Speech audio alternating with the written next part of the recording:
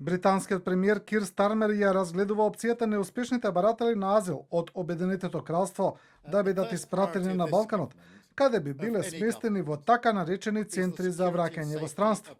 Како што објавува Лондонски Таймс, земјите со кои британската влада би разговарала се Албанија, Босна и Херцеговина, Србија и Северна Македонија.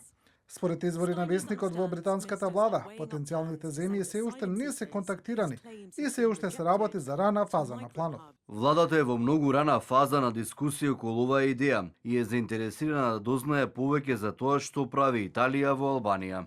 Италијанската влада инако веќе склучи таков договор со Албанија за враќање на емигранти во кампови, но неколку италијански судови го блокираа тој договор и за сега планот е паузиран.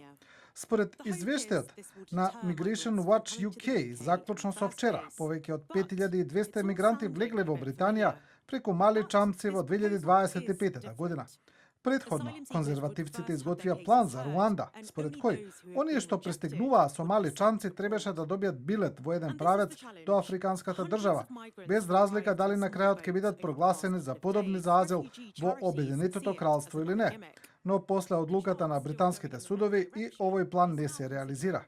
Минатата недела Европската унија објави дека предлага да им дозволи на земјите членки да воспостават така наречени центри за враќање.